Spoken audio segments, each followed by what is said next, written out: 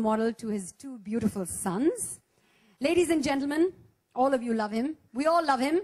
He is the brand ambassador of Gillette India and the man who exemplifies the values of inner steel. Please welcome Rahul Dravid.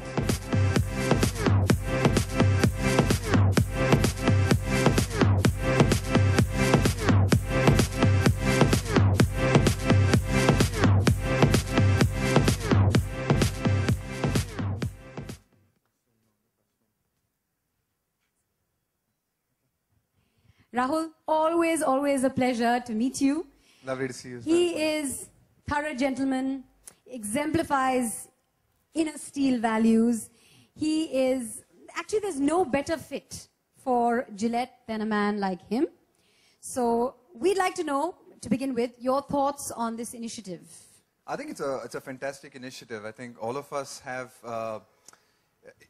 that memory. I think every one of us have that memory of growing up and watching our fathers shave, and sort of sneaking in and watching him shave every day, and especially me and my brother, just watching my father shave every day, and just sort of wondering when would we grow up, and when would we get the chance to shave, and then almost seemed like a sort of rite of passage that you sort of, I'm a grown-up man now, I can actually use my father's razor and shave. And he always used, and just use, his razor. So I think it's a fantastic initiative because it recognizes that relationship, it recognizes that bond, it recognizes so many things, about a father-son relationship. We'll talk about your relationship with your father. We have on previous occasions as well, but Father's Day has just gone by, and what did your sons do for you on Father's Day? What did they do for their dad? And what kind of relationship do you have with your two beautiful sons? It's a fantastic relationship. I'm learning a lot about, you suddenly feel a lot more responsible about everything you do. I think, you suddenly realize that your children are watching you and your two sons are watching everything you do and everything you say. Even a small thing like driving the car and whether you stop at a red light and what things that you do, they watch all your actions. And I think that's something that I've learned from my father, that you sort of watch so much. And he was not about giving big speeches or big lectures. My father was never one for that. But he was someone who I think I could learn a lot from just following what he did, and the way he led his life and the simplicity with which he led his life, I think was a great lesson for me. So it's just something that I'm conscious of as a father myself, that my children are growing up and they're watching everything that I do. Well, you've been a role model for so many young boys and men even before you became a father. So was that transition easy? When I'm a dad, well, I've been a role model for lots of young boys, and I've behaved myself. No, and I think it's a lot different because I think when you're, when you're in a public space and you're playing it's a lot more a controlled environment. So you're in control of whatever you're saying and doing a lot more than you are at home. So I think it's a lot more tougher at home. And I think, your children challenge you as well. They will push back and they will challenge you and they will say, why? And my elder son is growing old enough to now question and ask questions. So it is a lot more difficult and it is a lot more challenging, but also, hugely enjoyable and great fun. Now tell me about, you've always had a very close and warm and a wonderful relationship with your father. What kind of a role model was he to you? Look, I think just from, even just from a cricketing perspective, my father was a huge role model because, my earliest memories are actually of him, we had a black transistor radio at home and of him actually listening to commentary, whether it was, India playing in the West Indies and listening to Gavaskar score 100 or India playing in England. In those days, my dad would tune on to the radio and he would listen to the commentary and just I would sit with him and listen to him and he would tell me stories, and Sunil Gavaskar was his sort of he was a big fan of Sunil Gavaskar. So he would tell me stories about Gavaskar and what Gavaskar did in '71 and how he's grown up. So I think even from those young days, just that inspiration and the passion for the game is something that I imbibed from him and learned from him. I mean, even when he had leave and he had a weekend off, and if there was even a Ranji Trophy match in Karnataka, my dad would take me to watch Vishwanath and Brijesh Patel play, or Chandrasekhar bowl, or Prasanna bowl. So I have memories of way back as a 5-6-year-old kid going to the KCA Stadium to watch Ranji Trophy matches. So I think I owe a huge debt in that sense to him in terms of just giving me the love and a passion for the game. And I think that's something that sort of came true from him. That's the super talented R. Ashwin with his dad, Mr. N. Ravichandran. and the dashing duo of Arbaz Khan and his fantastic dad, Mr. Salim Khan.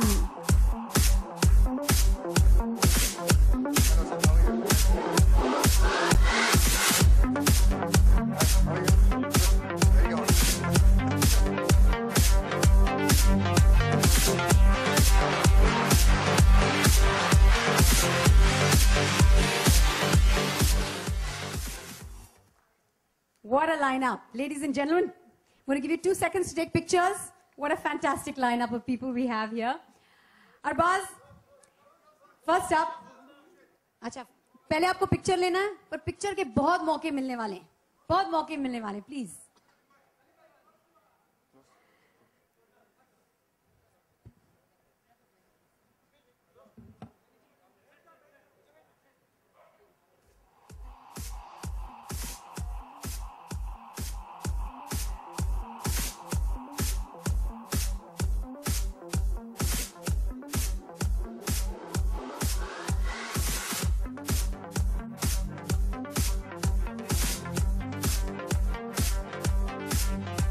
Right. Okay. Arbaz, your true hero, your guiding light, your role model in every sense. Good afternoon, everyone, and thank you very much for being here. Definitely, to answer your question, Mandira, my father has been definitely very inspirational and has been a role model for me. I kind of try to emulate him in every possible way and try to, walk along his footsteps. There are so many things that I've imbibed from him and learned from him, and I wish some of the qualities that he has, I have, and I can pass them on to my son. Okay, we'll talk about that in just a bit, but Mr. Khan, I would like to ask you, you've always stood for so much. You've been a role model to not just your sons. Before your sons, you've been a role model to so many other people. But when your sons came along, you were a role model to them. How did you inculcate the values that Arbaz is talking about in day-to-day life? How did you practically inculcate values in your sons? No, the most important thing is that you have to lead from the front. And you have to set Spoken like a true cricket fan. Yeah, and you have to lead from the front, and you have to set an example, a very good example. I mean, the most important thing is that I believe, and I firmly believe, that you cannot possibly love anybody whom you don't respect. First, you have to, get that respect from the children for you to, for them to love you. And then when they love you, you can ask them so many things, and they will, obey all those things. And then commitment is the most important thing. I mean, even I used to take my casual commitments very seriously. One day my son Sohail said, whenever I'm interacting with people, those who have worked with you and all that, they genuinely talk very highly about you. And I go, Sohail, it is not difficult, you can also do the same thing. But most of the time you say, Daddy, are you at home? I'm coming for a drink. And you don't come, but you don't even inform me that you are not coming. I said that I take my casual commitment also. If I say I'll meet you tomorrow, I will go and meet him. Whether it is transaction in money, whether it is a commitment, any kind of a commitment, I take it very seriously. I don't take it casually. And I am very punctual. And most important thing is that tell your children not to lie. The first problem starts from lying. And I have also, in that also, I have set an example. So this is very important. Thank you. Do you take your casual commitments seriously? I do, and there's one thing that like I said, he's been an extremely punctual person, and... Can I tell you, everybody was on time for this event. Everybody. But there will be something like a tragedy attached to it, like, more often than not, there'll be nobody there to appreciate it, But still, you still have to be on time, because that's something that I'd really learned from him. Even if I have to go out for, like he said, for very casual commitments, I tend to be on time. I incident while he was growing up, he was about 8 years old, so he was interested in cricket and he was interested in singing also. So yeah, I was. So I took him to Khar Gymkhana, and I've got I used to have a lot of friends there, and I introduced them, and I wanted him to be a cricketer. And after a few days practice, and we have kept a singing master also, music master, and he was learning to sing also. One day I was sitting with my drink and he came and said, Daddy, what do you think I should take up as a career? I said, singing or cricket? I said, you should take up cricket. I said, have you seen me batting? I said, no, I have heard you singing. Nice one. Now, for a dad who actually encouraged his son to get into cricket, before experiences with your dad, unforgettable moments, firsts, maybe. See, it's actually, good evening to everyone. So when I started even going to school, everything has been first with my dad because I was the only kid in the family, and more than my mom was a working lady. My dad was with the government, was a government employee, so he was able to spare everything for me in the sense he used to take me to school, drop me at school, pick me up back, take me to cricket classes. I mean, including matches, he used to stand right in front of the side screen and watch the game right from the start to the end. So his commitment towards his son, more than making me into anybody, like a cricketer or a student or an engineer or whatever it is, he was very, very particular that I was brought up in the right fashion, with the right values. Like he was just saying, he could never accept me lying. Even if I was, we had a lot of firsts for his saying. I loved to play alongside him in the terrace and on the streets. So he was very, very encouraging of the fact that I could hit the ball. Even if I brought down the neighbors' windows, he was okay with it. He used to go and actually fight with them and say, okay, I'll pay it up. You don't have to shout at my son. So he's a very good dad in terms of giving me freedom, and also he meant that if I'd made any mistakes, he would definitely tell me, he would encourage me to come and tell him the truth rather than actually say, no, I didn't do this and do that. So he was in those ways, he was very, very good, bringing me up ethically right and very disciplined as well.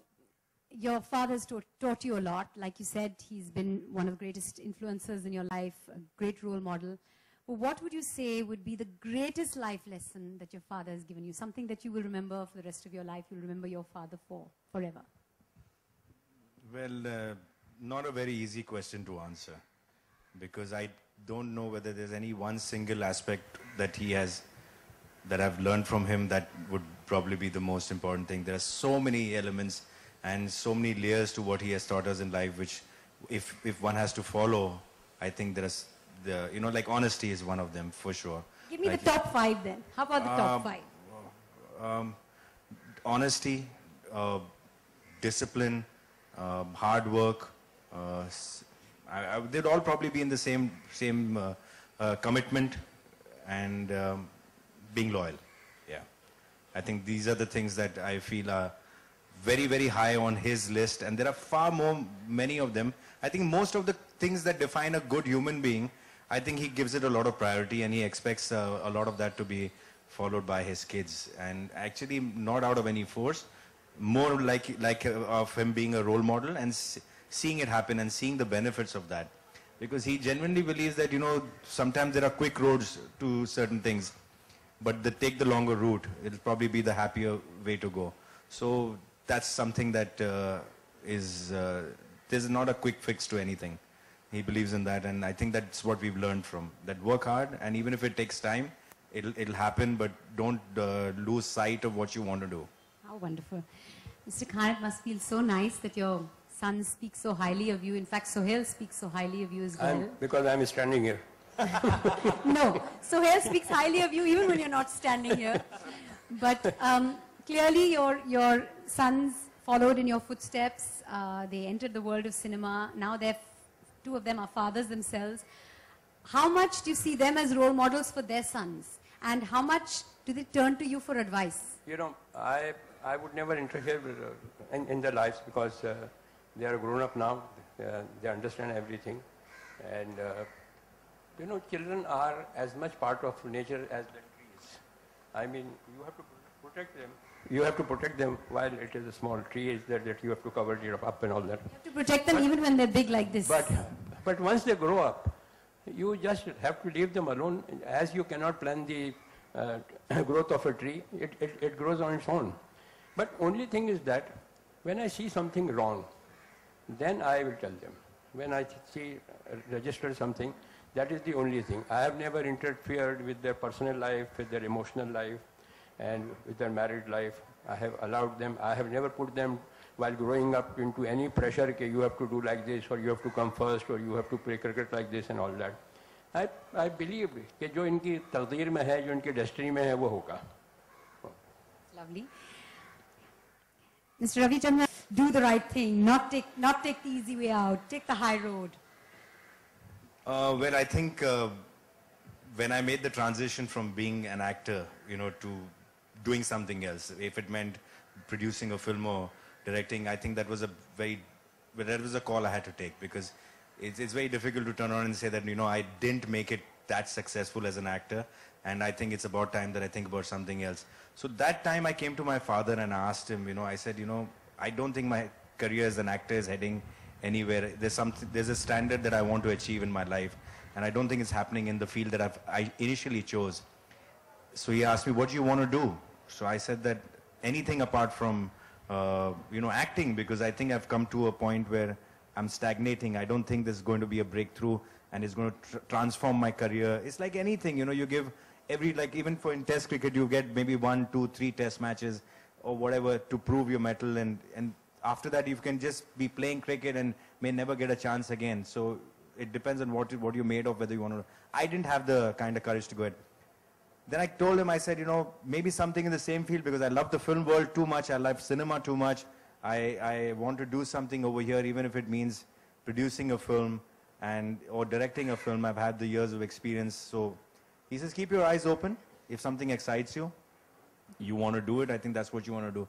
So I think that was a trying period in my life, because that, if you wanted one example of what happened in my life, and that was quite a turning point, because that decision helped me become... Worked out quite well for you, I have to say. Yes, it did. But I had to take that call. Had I kind of pushed and pursued with what I wanted to do, maybe I would have been also ran, and I at least could make a mark now. And now I know which direction I think I should be heading mainly. Not that, if there are any producers and directors around, that I'm not open for any acting roles. I still am, but I'm not concentrating on that anymore, that much. Okay, let's now get into also what we're here for. Let's talk a little bit about grooming. Now, I'm going to go with you, sir, first, Mr. Ravichandran. I'm going to ask you, do you remember that first shave moment? There's so many batsmen who had close shaves as far as Ashwin's bowling is concerned. But do you remember Ashwin's first close shave? Yes.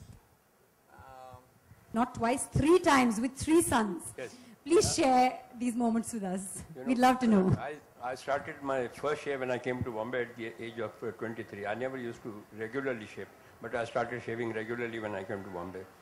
And these people, my children, have done everything, every possible thing what I have done. So after that, so growing up, like they wanted to play cricket, like they were shaving also, and they used to, bring their girlfriends also at home. No, don't stop him. Don't stop him. Girlfriend also at home. So my wife objected to it. My wife objected to it. कि क्या है बच्चे हैं अभी छोटे-छोटे हैं. This is a very young boy, and this is what they are doing. I said, you will tell them not to bring them home. They'll go on the rocks, on the seafront. So it is better that they come in front of you. So these are the things they started, and one of them was shaving. So they also started at the right age. Was that moment with you? Did it happen with you? Proudly, he wants to say the 3 things that he taught us. 1 was how to ride a cycle, 2, the love for cinema, and 3, the love for drinks. last thing I taught them is how to drink. That was the last. Did you not have a shaving moment together with your dad? I recollect. Dad used to use those single blades, the Gillette ones, which you got to screw up, which was pretty fancy at that time. And as kids, we are always fascinated by the fact that when we're going to shave, how we're going to do it, because it's not as if the first time you ever thought you're going to do it. Then I think I took Dad's permission, and that's how I think I shaved. I used his razor, I remember. He told me you use my razor but change the blade. Good, very hygienic. 8 बरस की उम्र तक तो इनके बाद शेव कराता रहा मैं. Ashwin, do you remember your first The first shaving moment? Yes. I think it's a fantastic moment. It's that transition Yeah. from boyhood to Yeah, manhood. Boyhood to manhood.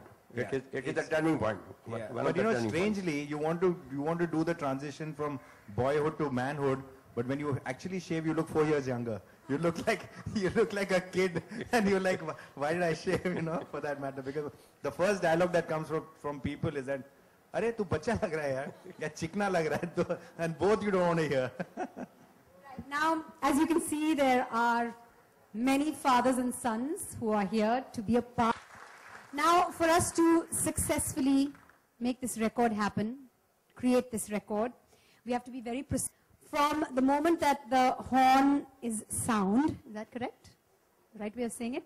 All of you know exactly what to do. You have to get down to the business of shaving, and we are going to create this record, aren't we? Yes.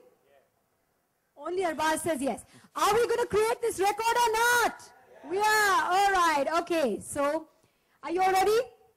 Are we set? Okay. On the count of 3, you can. There you go. Start.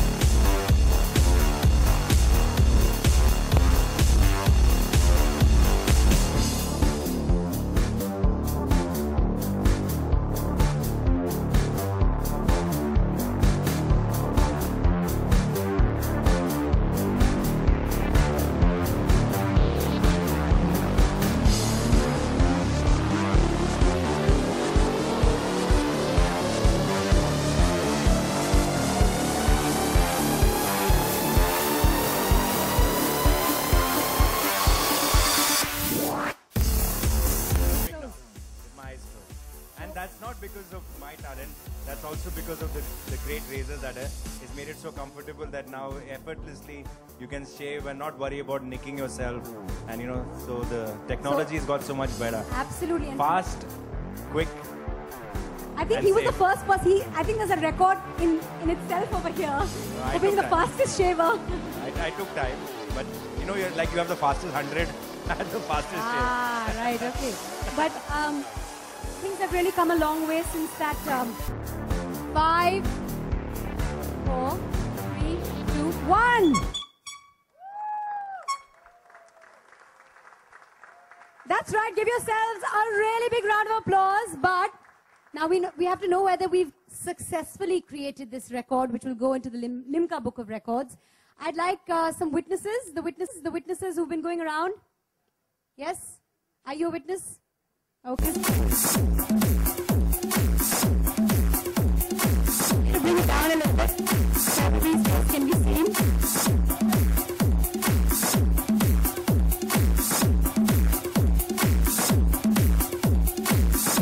That's because all of you dads here, all of you dads up on stage are role models. We look up to you, we admire you, we respect you, and we thank you for all the values that you've inculcated in us.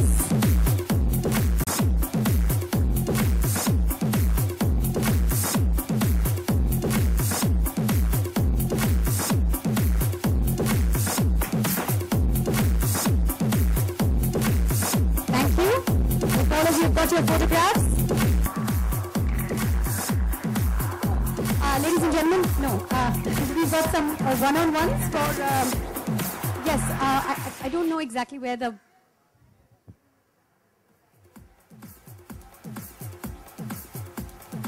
Okay, we're going to do the interactions here itself.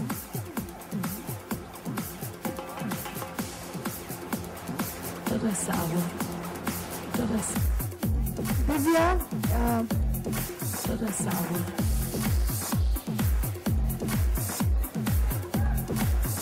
Anurag Dwari, NDTV. Anurag from NDTV.